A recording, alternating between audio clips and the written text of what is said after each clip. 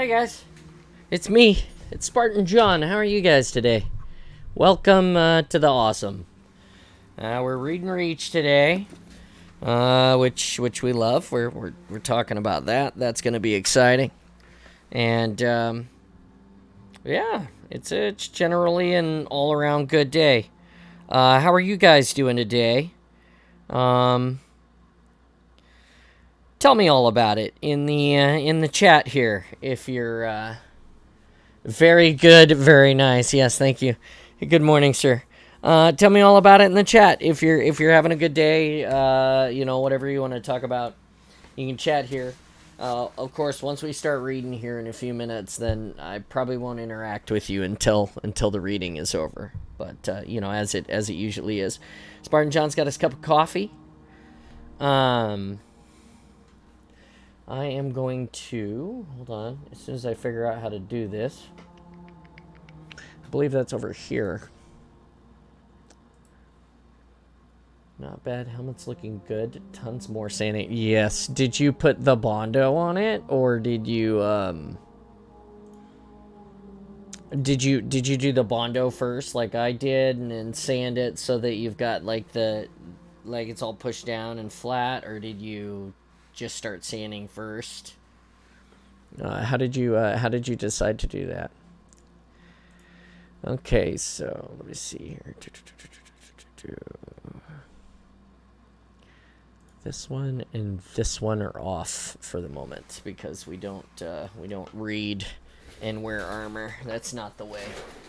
Can I take my jacket off?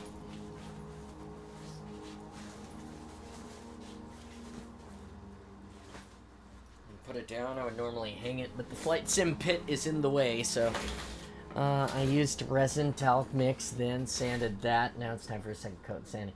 Okay, I'm really interested in seeing how that turns out. How it. I mean, I'm sure it's gonna be great. It's just not a format that I've been accustomed or have until you had mentioned it previously. It wasn't something that it wasn't on my radar, so yeah, I'll be really interested in seeing how that turns out. I'm so excited for you to have that going. It's gonna be amazing. Let's see, a couple of updates. I want to remind everybody we took yesterday off because this week we're going to try Friday and see if Friday is a better day for us. We've talked to some of our friends and contributors in the community who all supported us and thought that Friday would be a good day for us to try to do this to make it better. Works really well, super easy, much faster. Okay. So tomorrow we'll be streaming during the day. We'll probably play some Halo. We'll probably do some Flight Pit stuff. Not sure. I got the sim pit all back together, and we've been tweaking on it to get it better, so we can play with it. So there's that coming. We are making progress. Installation 00, who's here in the chat today, he spent some time on the backside of the Discord server, making the Discord better, which is always amazing, and I am always grateful for that. Which reminds me, I need to edit that now. Let me get a new Discord link here for everyone to oh damn it, for everyone to enjoy. Copy. We're just a few boosts short of getting our permanent Discord link. We did have one before, but it expired. We weren't able to maintain the confirm. There we go. We're not able to maintain the things that we needed to have the permanent link. So we're working on getting those boosts all boosted back up and stuff like that too. And there we go. Okay, I'm all better now. All better. I fixed all that crap. Thanks for dealing with me while I'm trying to figure this stuff out, Not the best yet. We're working on it. It's gonna be awesome. It's gonna be more. It's always gonna be more awesome. It's awesome because of you guys. Once again, thanks for stopping by. I fixed the Discord link, so here's what we got. We're gonna post the socials for anybody who stumbles across me today and has never interacted with me before. My name's Spartan John. My name's John. Actually, John. You can come and be part of my life in the Discord, in this space, in reality, by meeting me at conventions. I cosplay as the Chief. I'm J125 in the 405th. And there's 2 chest plates right there. So if you haven't figured out what I do yet, then welcome. We love Halo and life and being awesome, and we love flying. So it's cool stuff. Be part of that. Find us on the socials. If you already follow us on the socials and you're stumbling here because you wanted to watch us today and be part of the reading, don't forget that we have a Discord. And then once again, for everybody, I like to help my friends. There are so many people here. Every person that stops to be part of this is helpful and contributive to my life, and I try to bring that to a place where we can all be together happily and supportive of each other in like some really authentic, great way. So please go check these folks out. Some of the best people that I know. Very, very supportive. And I'll get you a link for that 00 on YouTube that will populate in there as well, so you guys can can figure that out too.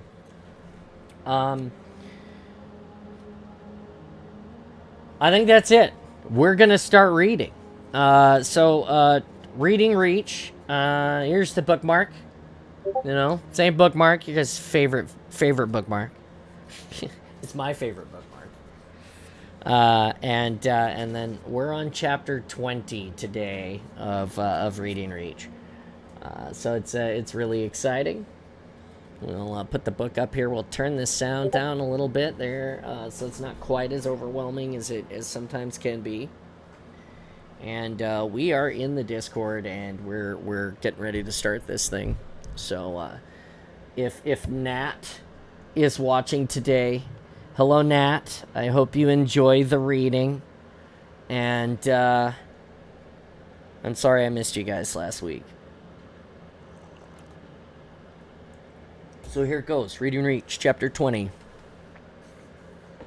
We'll wait 5 seconds for the ad break. And it's, again, it's by Eric Nyland. Reading Reach, chapter 20. Here we go. This out of my way. 1800 hours, July 18, 2542, military calendar. Sigma Octanus 4, grid 19 by 37. The Master Chief surveyed what was left of Camp Alpha. There was only 14 Marine regulars left, balanced against the 400 men and women who had been slaughtered here. He said to Kelly, "Post a guard on the dropship and put 3 on patrol. Take the rest and secure the LZ." "Yes, sir." She turned to face the other Spartans, pointed, made 3 quick hand gestures, and then dispersed like ghosts. The Master Chief turned to the corporal. "Are you in command here, Corporal?" The man looked around. "I guess so. Yes, sir." As of 900 standard military time, NavSpec WEP is assuming control of this operation. All Marine personnel now report through our chain of command. Understand, Corporal? "Yes, sir." "Now, Corporal, brief me on what's happened here." Corporal Harland bunkered down and sketched rough maps of the area as he quickly recounted the brutal series of surprise attacks. "Right here, grid 13 by 24. That's where they hit us, sir. Something's going on here." The Master Chief scanned the crude maps and compared them with the area surveys displayed on his HUD, then nodded, satisfied. "Get your wounded inside the Pelican, Corporal," he said. "We'll be dusting off soon. I want you to rotate by thirds on guard duty. The rest of your men should get some sleep. But make no mistake, if the Pelican gets fragged, we'll be staying on Sigma Octanus 4. The corporal paled, then replied, "Understood, sir." He stood slowly. The long day of combat and flight had taken its toll. The Marine saluted, then moved to assemble his team. I think it's interesting. He's talking to the Master Chief here, and he salutes him. I think that's very interesting.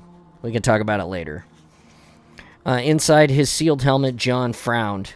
These Marines were now under his command, and therefore part of his team. They lacked the Spartans' firepower and training, so they had to be protected, not relied upon. He had to make sure they got out in one piece, another snag in an already dicey mission. The Master Chief opened his comm link. "Team leaders, meet me at the LZ in 3 minutes." Lights winked on his heads-up display. Spartans acknowledging the order. He looked around at the destruction. Thin sunlight reflected dully from the thousands of spent shell casings strewn across the battlefield. Dozens of shattered Warthog chassis bled trails of smoke into the hazy sky. Scores of burned corpses lay in the mud. They'd have to get a burial detail down here later, before the grunts got to the dead. The Master Chief would never question his orders, but he felt a momentary stab of bitterness. Whoever set these camps up without proper reconnaissance, whoever had blindly trusted the satellite transmissions in the enemy's held region, had been a fool. Worse, they had wasted the lives of good soldiers. Green Team's leader jogged in from the south. The Master Chief couldn't see her features through her reflective faceplate, but he could tell without checking his HUD that it was Linda, by the way she moved. That was the SRS-99C S2AM sniper rifle with Oracle scope she carried. She carefully looked around, verified the area was secure, and slung her rifle. She snapped a crisp salute, reporting as ordered, Master Chief. Red Team leader, Joshua, ran in from the east. He saluted. "Motion detectors, radar, and automated defenses are up and running, sir." "Good. Let's go over this one more time." The Master Chief overlaid a topographic map on their helmets' displays. "Mission Goal 1. We need to gather intelligence on Covenant troops, disposition and defenses at Coda de Azur. Mission Goal 2. If there are no civilian survivors, we are authorized to remote detonate a Havoc tactical nuclear mine and remove the enemy forces. In the meantime, we will minimize our contact with the enemy." They nodded. The Master Chief highlighted the 4 streams that fed into the river delta, Coda de Azur. "We avoid these routes. Banshees patrol them." He circled where Firebase Bravo had been. "We'll avoid this area as well. According to the Marine survivors, that area is hot. Grid 13/24 also has activity. Red leader, take your squad in along the coast. Stay in the tree line. Green leader, follow the ridge line, but keep under cover too. I'll be taking this route." The Master Chief traced a path through a particularly dense section of the jungle. "It's 1830 hours now. The city is 13 kilometers from here. That should take us no more than 40 minutes. We'll probably be forced to slow down to avoid enemy patrols, but we all should be in place no later than 1930 hours. He zoomed into a city map of Coda de Azur. Entry points to the city sewer system are here, highlighted. He highlighted the display with the nav points. Here, here, and here. Red team will recon the wharf areas. Green team takes the residential section. I'll take blue team downtown. Questions? Our communications underground will be limited, Linda said. How do we check in while keeping our heads down? According to the Colonial Administration Authority's file of Code d'Azur, the sewer systems here have steel pipes running along the top of plastic conduits. Tap into those and use ground return transceivers to check in. We'll have our own private comms line. Roger, she said.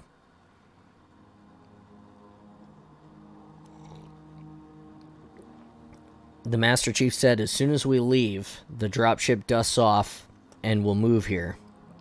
He indicated a position far to the south of Alpha Camp. If the Pelican doesn't make it, our fallback rendezvous point is here. He indicated a point 50 kilometers south. Oni's welcoming committee has stashed our emergency SATCOM link and survival gear here.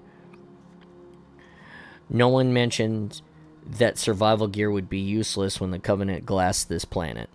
Stay sharp, John said, and come back in one piece. Dismissed. They saluted briskly, then sprinted to their tasks. He switched to Blue Team's frequency. Time to saddle up, Blue Team, he called out. RV back at the bunker for orders. 3 blue lights winked, acknowledging in his display. A moment later, the other 3 Spartans in his squad trotted into position, reporting as ordered. Blue Team announced. The Master Chief, reporting as ordered, Blue Team announced. Boy. The Master Chief quickly filled them in on the mission. Blue 2, he nodded to Kelly, you're carrying the nuke and medical gear. Affirmative. We'll have the detonator, sir. I will, he replied. Blue 3, he turned to Fred. You have the explosives. James, you take care of our extra comms equipment. They double-checked their gear. Modified MA5B assault rifles. Adapted to mount silencers. 10 extra clips of ammunition. Frag grenades, combat knives, M6D pistols. Small but powerful handguns that fired 450 Magnum loads, sufficient to crack through grunt armor. In addition to the weapons, there was a single smoke canister. Blue smoke to signal for pickup. John would carry that. Let's go, he said. Blue Team moved out. They quickly entered the jungle in a simple, single-file line, with Blue 4 in the lead. James had an instinct for walking point. The line was slightly staggered, with John and Kelly slightly to the left of James. Fred brought up the rear. They moved cautiously. Every 100 yards, James signaled the group to halt, while he methodically surveyed the area for any signs of the enemy. The rest of Blue Team crouched and disappeared into the thick jungle foliage. John checked his HUD. There were 1/4 of the way to the city. The team made good time despite the cautious pace. The Mjolnir assault armor allowed them to push their way through the thick jungle like it was a stroll through the woods. As the team moved on, a thin mist that permeated the jungle gave way to a hard, pelting rain. The damp ground gradually turned to mud, forcing the team to slow. Blue 4 stopped dead and raised his fist, the signal to halt and freeze. John stopped in his tracks, his rifle raised and sweeping slowly back and forth, searching for any sign of enemy movement. Normally, the Spartans relied on their armor's detection gear to locate enemy troops, but their motion sensors were useless. Everything moved in the jungle. They had to rely on their eyes and ears and the instincts of their point man. Point to team leader, enemy contact. James' calm voice crackled across the comm channel. Enemy troops within 100 meters of my position, 10 degrees left. With exaggerated slowness, Blue 4 indicated the danger area by pointing. Affirmative, John replied. Blue Team hold position. Although the motion trackers were of no use here, thermal proved effective. Through the thick sheets of rain, the Master Chief spotted 3 cold spots, grunts in their chilled environmental suits. Blue Team enemy contact confirmed. He added the enemy position to his HUD, estimated enemy strength point. Lead, I make 10, say again, 10 Covenant troops. Grunts, sir. They're moving slowly, double file formation. They haven't spotted us. Orders. John's orders said to minimize contact with the enemy where possible. The Spartans were spread too thinly across the battle area to risk prolonged engagement, but the grunts were heading right for the Marine bunker. Let's take them out, Blue Team, he said. The team of grunts slogged through the mud. The vaguely simian aliens wore shiny red-trimmed armor. Craggy purple-black hide was visible beneath the environmental suits. Wow, there's a typo here that I found. Just so you know. Breath masks provided supercooled methane, the alien's atmosphere. There were 10 of them, moving in 2 columns and spaced roughly 3 meters apart. John noted with satisfaction that they had seemed bored. Only the point man and the pair of rear guards had their plasma rifles at the ready. The rest chattered at each other in a weird combination of high-pitched squeaks and guttural barks. Easy, relaxed targets. Perfect. He gave a series of slow hand signals to the rest of the team. They faded back until they were well away from the grunts' field view. The Master Chief opened the squad-wide comm channel. They're 70 meters from this depression. He keyed a nav point on the team's topographic display. They're heading for the western hill and will probably follow the terrain to the top. We'll fall back now and take concealed positions along the eastern hill.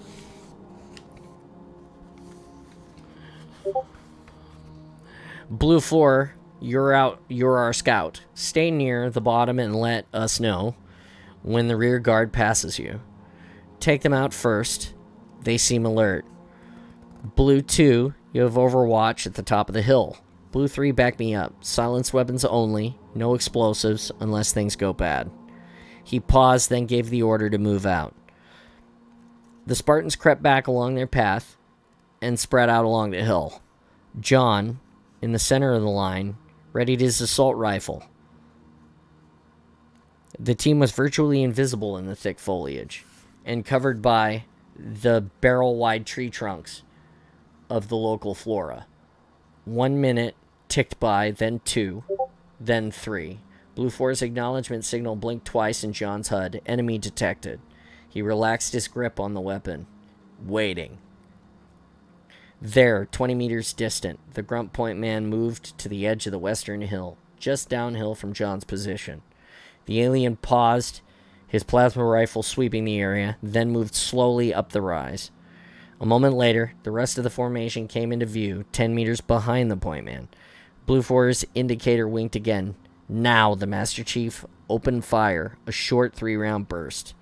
The weapon's muffled cough was inaudible over the sound of the jungle's rainfall.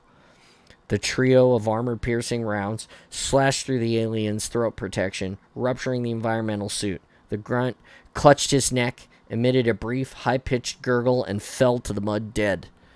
A moment later, the grunt's lines came to a clumsy halt, confused.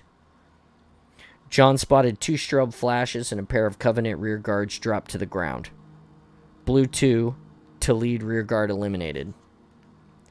Hit them, John barked. The 4 Spartans opened fire in short bursts. In less than a second, 4 more of the grunt patrol were down, dead from headshots. The remaining trio of grunts unslugged their plasma rifles, slung them wildly back and forth, looking for targets and chattering loudly in their strange, barking language. John sighted in on the closest alien to him and squeezed the trigger. The alien splashed into the mud, methane spraying from his shattered breath mask. Another pair of sustained bursts, and the last 2 grunts were down. Kelly policed the grunts' weapons and handed a plasma rifle to each of the team. The Spartans had standing orders to seize Covenant weapons and technology whenever possible. Blue Team fanned out and continued on their way. When they heard banshees overhead, they hunkered down in the mud, and the flyers passed by. 10 more kilometers of rough terrain, and then the jungle stopped, and fields of rice paddies stretched out before them all the way to Coda d'Azur. Crossing these would be more difficult than the jungle. They donned camouflage cloaks that masked their thermal signatures and crawled through the muck on their stomachs. The Master Chief saw 3 larger ships hovering over the city. If they were troop transports, they could carry thousands of Covenant soldiers. If they were warships, any direct ground assault against the city would be futile. Either way, it was bad news.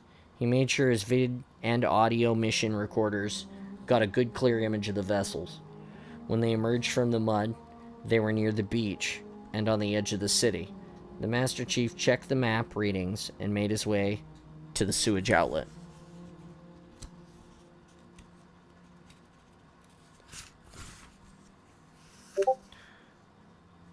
The 2-meter diameter pipe was sealed with a steel grate. He and Fred easily bent the bars aside and entered. They sloshed through hip-deep muck.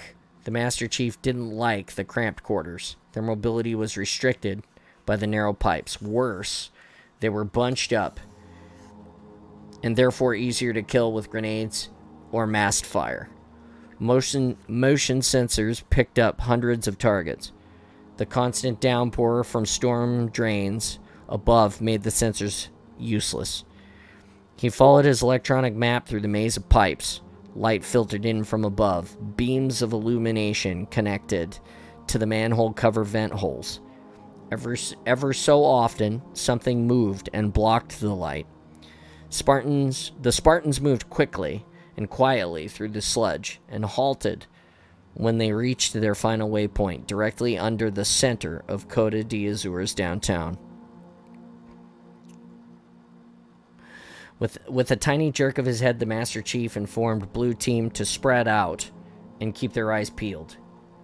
He snaked a fiber optic probe up through the drain grate at street level and plugged it into his helmet. The yellow light from the sodium vapor lamps washed everything topside into an eerie glow. There were grunts positioned on the street corners, and the shadow of a banshee flyer circling overhead. The electric cars parked on the street had been overturned, and the waste receptacles had been knocked over or set on fire. Every street-level window was broken. The Master Chief saw no human civilians, alive or otherwise. Blue Team moved up and over a block. The Master Chief checked topside again. There was more activity here. A pack of black-armored grunts meandered down the streets. Two vulture-headed jackals sat on the corner, squabbling over a hunk of meat. Something else caught his attention, though. There were other aliens on the sidewalk, or rather above the sidewalk. They were roughly man-sized creatures, unlike anything he'd ever encountered. The creatures were vaguely slug-like, with pale purple-pink skin. Unlike other Covenant forces, they were not bipeds. Instead, they had several tentacular appendages sprouting from their thick trunks. They floated a half-meter above the ground, as if the odd pink bladders of their backs kept them aloft. One alien used a slender tentacle to open the hood of a car. It began to disassemble the car's electric engine, moving with startling speed. Within 20 seconds, all the parts had been neatly arranged in rows on the pavement. The creature paused, then reassembled the parts with blinding quickness. Disassembled and rebuilt it several times into different arrangements. Finally, the creature simply reassembled the car and floated away. The Master Chief made sure his mission recorder had gotten that. That was a Covenant race never documented before. He rotated the fiber optic cable to point down the opposite end of the street. There was more activity another block away. He retracted the probe and moved Blue Team a block further south. He signaled the team to hold position, then climbed up a short series of metal handholds until he was able to stop just below the manhole cover. He cautiously sent the probe topside again, up through the manhole cover's vent. There was a jackal hoof directly adjacent to the probe, blocking half of his field of vision. He turned the probe with excruciatingly slow and saw 50 more jackals smiling back and forth. Milling back and forth, not smiling. Smiling jackals. They were concentrated around a building across the street. The building resembled pictures of what Deja had shown him years ago. It looked like an Athenian temple with white marble steps and ionic columns. At the top of the steps were a pair of stationary grunts. More bad news. He pulled the probe back and consulted the map. The building was marked as the Costa d'Azur Museum of Natural History. The Covenant had serious firepower here. The stationary guns had commanding fields of fire, making a frontal assault suicidal. Why would they protect a human structure, he wondered. Was it their headquarters? The Master Chief signaled for Blue 2. He pointed to the access way that led under the building. He held up 2 fingers, pointed toward her eyes, and then down the passage, and then slowly balled his hand into a fist. Kelly proceeded very slowly down the passage to scout it out. The Master Chief checked the time. Red and green teams were due to report. He had James attach the ground return transceiver to the pipes overhead. Green team, come in. Roger, green team leader here, sir, Linda whispered over the channel. We've scouted the residential section. There was a pause. No survivors. Just like Draco 3. We're too late. He understood. They'd seen it before. The Covenant didn't take prisoners. On Draco 3, they had watched via satellite link-up as human survivors were herded together and ripped apart by ravenous grunts and jackals. By the time the Spartans had gotten there, there was no one left to rescue. But the victims had been avenged. Green team, stand by and prepare to fall back to the RV and rescue, and secure area, he said. Standing by, Linda said. He switched to red team comm channel. Red team report. Joshua's voice crackled over the link. Red leader, sir. We've got something for Oni. We've spotted some new type of Covenant race. Little guys that float. They seem to be some sort of explorer or scientist type. They take things apart, then move on. Like they're looking for something. They do not appear to be hostile. Advise that you do not engage. They raise a pretty loud alarm, Blue Lead. You in trouble? Dodge your trouble, sir, he said. But there is one snag. Snag? The word was charged with a meaning for the Spartans. Getting caught in an ambush or a minefield, a teammate wounded, or aerial bombardments. Those were all things they had trained for. Snags were things they didn't know how to handle. Complications that no one had planned for. Go ahead, the Master Chief whispered. We have survivors. 20 civilians hid in a cargo ship here. There are several wounded. The Master Chief mulled this over. It wasn't his choice to weigh the relative worth of a handful of civilians' lives versus the possibility of taking out tens of thousands of Covenant troops with a nuke. His orders were specific on this point. They could not set up the nuke if there were civilian populations at risk. New mission objective, Red Team Leader. The Master Chief said. Get those civilians to the recovery point and evac them back to Fleet. He switched comm channels again, broadcasting to all teams. Green Leader, you still online? A pause, then Linda spoke. Roger. Move to the docks and coordinate with Red Team.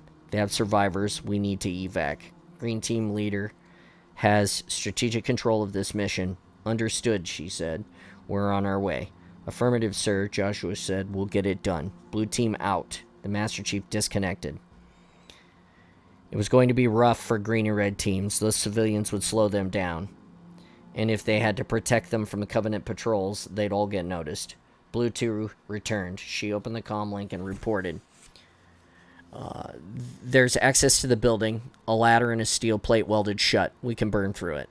The Master Chief opened up the team comm channel. We're going to assume that red and green teams will remove the civilians from Coda de Azur. We will proceed as planned. He paused, then turned to Blue 2. Break out the nuke and arm it.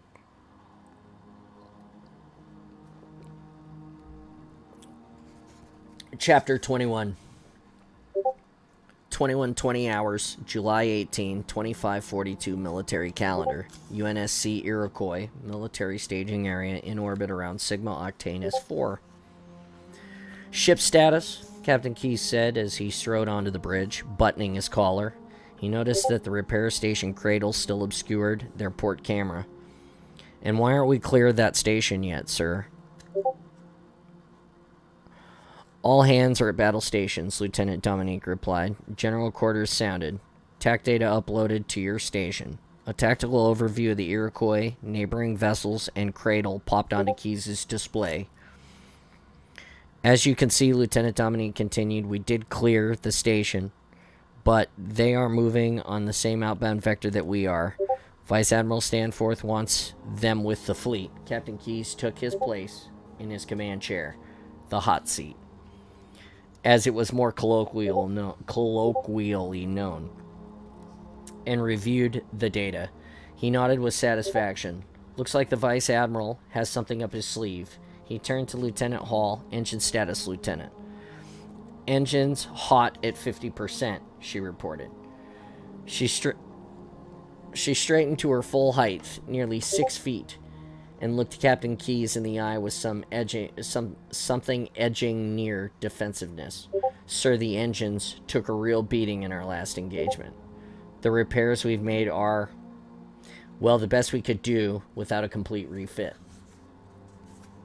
Whoever is messaging me on Discord needs to chill. Let me see if I can fix that. Thanks for cluing me in on that. That is terrible, isn't it? How do I? 1 second. Thank you for this. Thank you for pointing that out. I will see if I can fix it now. It's unusually loud today, isn't it? Here we go. This is what we want. There, let's see if that helps. Thanks for pointing that out. I appreciate it. Honestly, Fox, get out of my head. All right.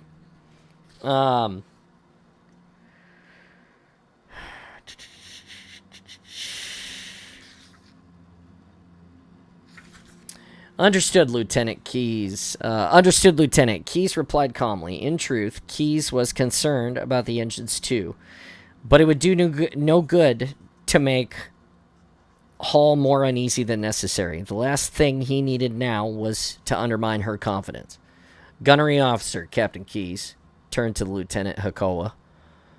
The petite woman bore more resemblance to a porcelain doll than to a combat officer, but Keyes knew her delicate appearance was only skin deep. She had ice water for blood and nerves of steel. Mac guns charging, Lieutenant Hakoa reported. 60% and climbing at 2% per minute. Everything on the Iroquois had slowed down to a crawl. Engines, weapons, even the unwieldy cradle kept pace with them. Captain Keyes sat up straighter. There was no time to spend on self-recriminations. He would have to do the best he could with what he had. There was simply no other alternative. The lift doors popped open and a young man stepped on the deck. He was tall and thin, his dark hair longer than regulations permitted. It had been slicked back. He was disarmingly handsome. Keyes noticed the female bridge crew pause to look the newcomer over before returning to their tasks. Ensign Lavelle reporting for duty, Captain. He snapped a sharp salute. Welcome aboard, Ensign. Captain Keyes returned his salute, surprised that the unkempt officer could demonstrate such a crisp adherence to military protocol. Man the navigation console, please. The bridge officer scrutinized the ensign. It was highly unusual for such a low-ranking officer to pilot a capital ship. Sir? Lavelle wrinkled his forehead, confused. Has there been some mistake, sir? Your Ensign William Lavelle, recently posted on the Archimedes remote sensor outpost? Yes, sir. They pulled me off duty so quick that I... Then man your station, Ensign. Yes, sir.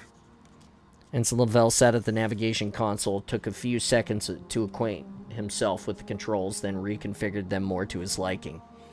A slight smile tugged at the corner of Keyes' mouth.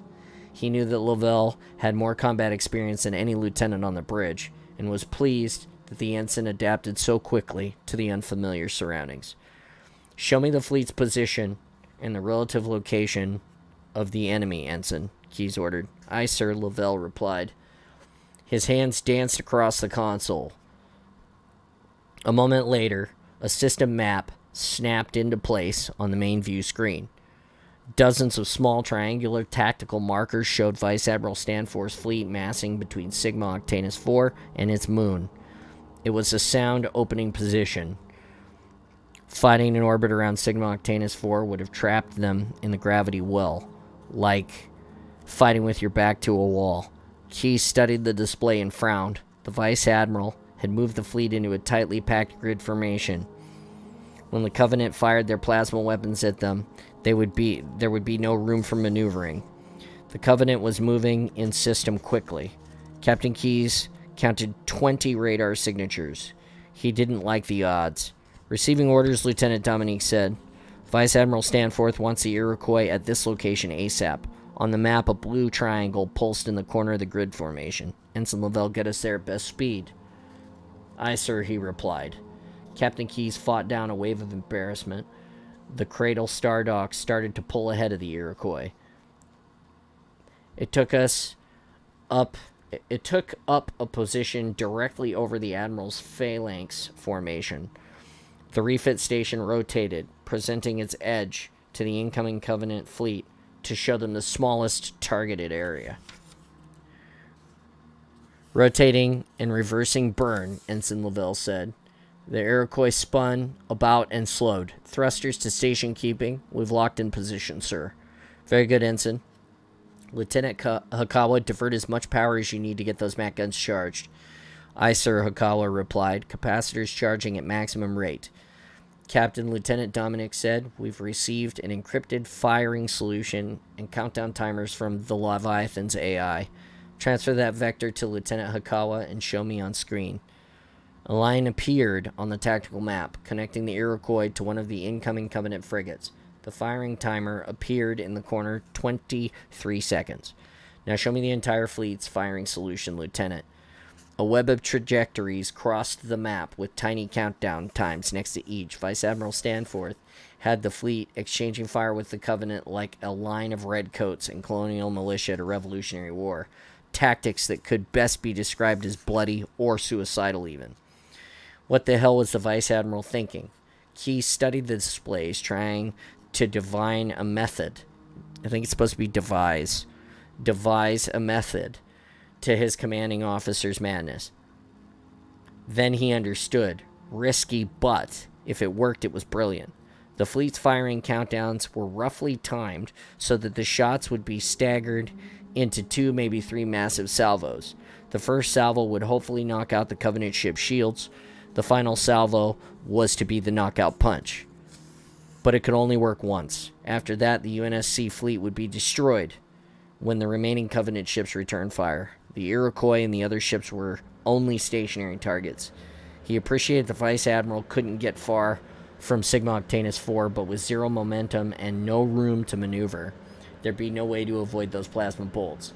Sound decompression alarms in all the non-essential sections, Lieutenant Hall, and then empty them. Aye, sir, she said, and bit her lower lip.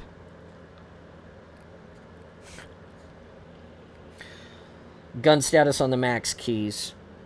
Eyes were glued to the firing countdown. 20 seconds, 15, then 10. Sir, Mac weapon systems are hot, Hakawa announced, removing safeties now. The Covenant ships started to rotate slowly in space, although their momentum continued to carry them on their inbound trajectory toward the UNSC phalanx. Motes of red light collected along the alien ship's lateral lines. 5 seconds. Transferring firing control to the computer, Lieutenant Hakawa said.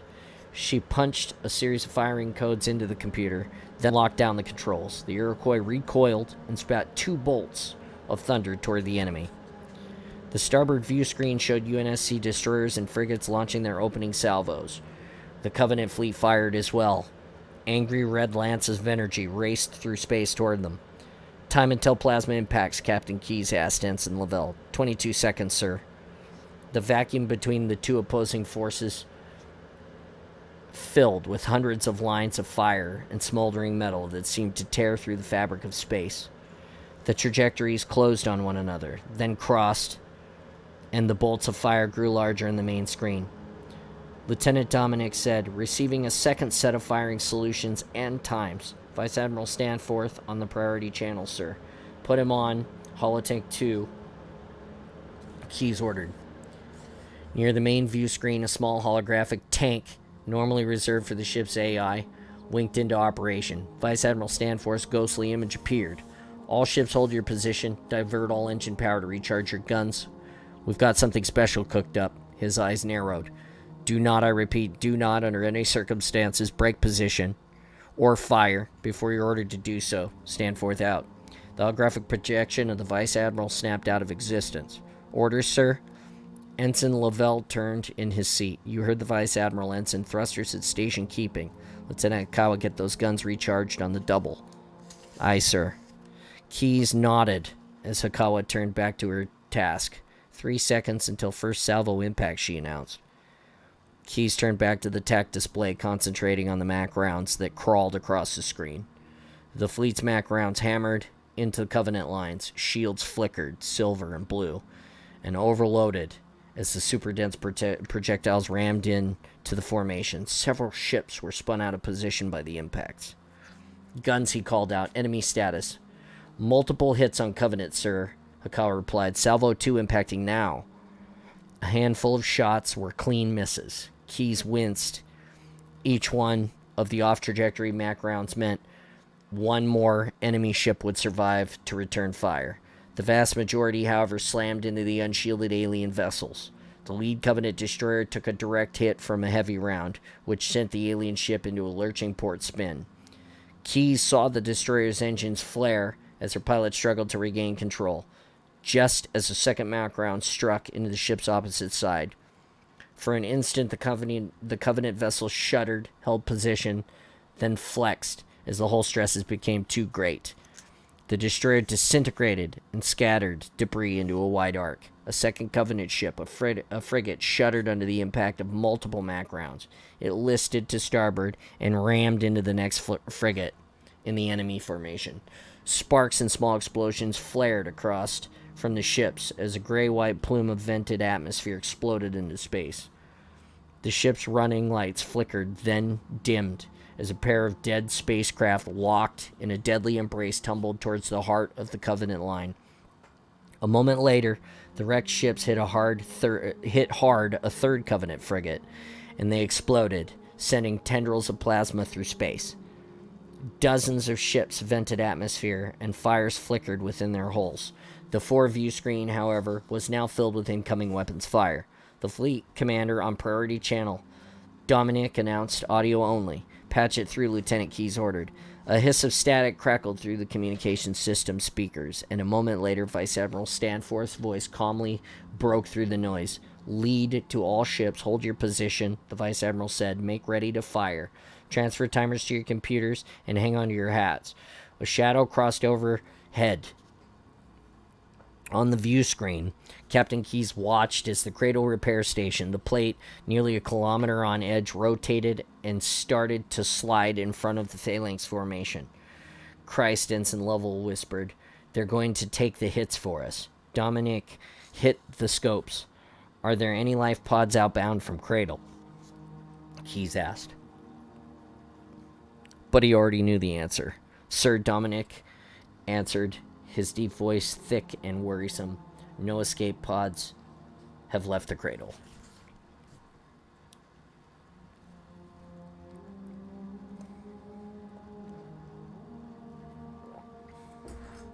All eyes on the Iroquois bridge were riveted to the screen.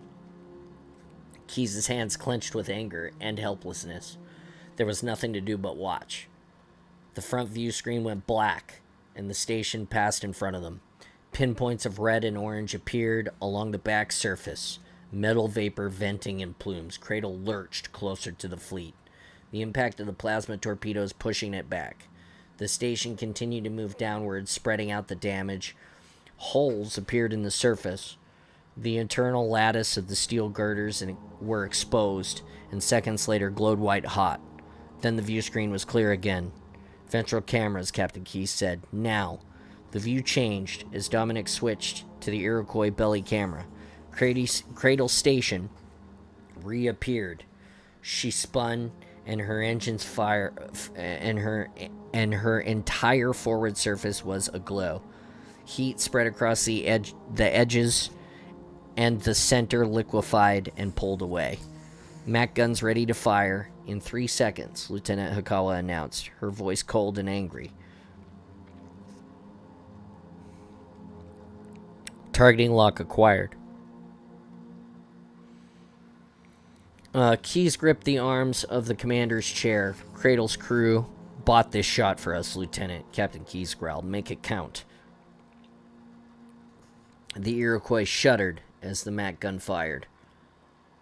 On the status display, Keyes watched as the rest of the fleet fired simultaneously. A 21-gun salute, 3 times over for those on board the station. Those on board the station who had given their lives. All ships break and attack. Vice Admiral Stanforth bellowed. Pick your targets and fire at will. Take as many of these bastards out as you can. Stanforth out. They had to move before the Covenant plasma weapons recharged. Give me 50% on our engines, Captain Keyes ordered, and come out of the course 280. I, Ensign Lovell, and Lieutenant Hall replied in unison. Lieutenant Hikawa released safeties on the Archer missile systems. Safeties are disengaged, sir. The Iroquois moved away at a near right angle from the Phalanx formation. The other UNSC ships scattered at all vectors. One UNSC destroyer, the Lancelot, accelerated straight towards the Covenant lines. As the UNSC ships scattered, the MAC salvos reached the Covenant ships. The Admiral's firing solution. The surprised second salvo had cost the Covenant dearly. A dozen enemy ships were out of the fight. That left 8 Covenant vessels, destroyers and cruisers. Pulse lasers and Archer missiles fired, and every ship on screen accelerated towards one another. Both Covenant and UNSC ships released their single ship fighters. The TAC computer was having trouble tracking everything. Keyes cursed to himself over the lack of ship AI as the missile fire and plasma discharges strobed in the blackness. Single ships, the humans, longsword fighters, and the flat, vaguely pristine Covenant fighters dove and fired, and impacted into warships. Archer missiles left trails of exhaust. Blue pulse lasers scattered inside the clouds and vented propellant of atmosphere and cast a ghostly blue glow over the scene.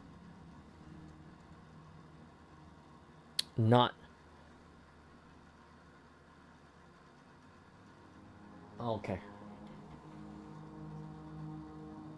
I've not got... Is the audio bad? Is there something wrong? Can you guys hear me? Hopefully you guys can still hear me.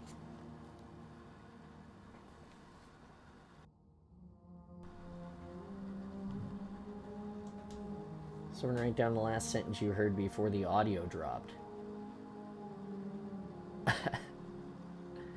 Okay. What if you reload the, just refresh the window?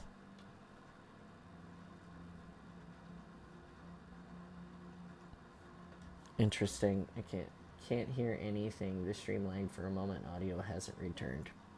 Wait, when? Ugh.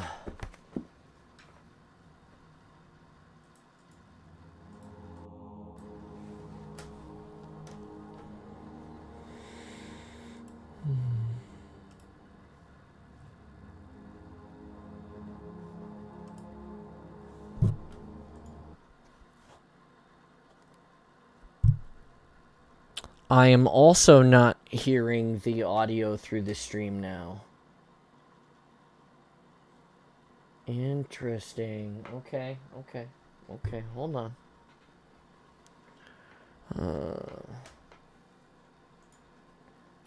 Okay, stand by. We will figure this out.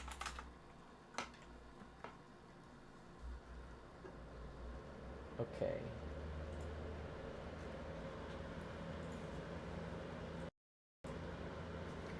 Testing. I literally don't hear it either. Interesting.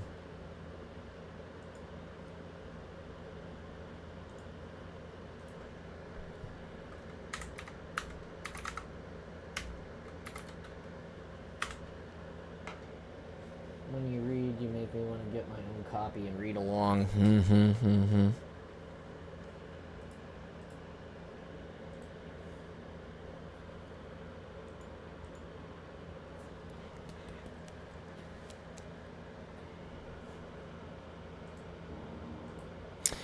Okay, so here's what I'm gonna do. I'm going to wow. I'm gonna type this so you know. Okay. So I am going to shut this down and restart it.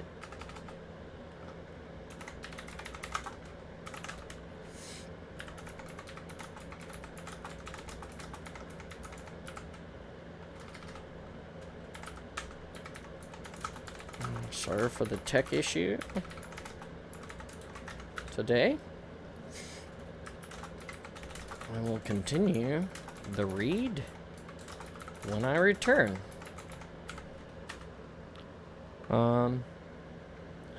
Today.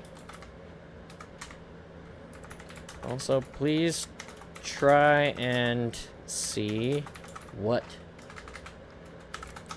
the last sentence was. BRB.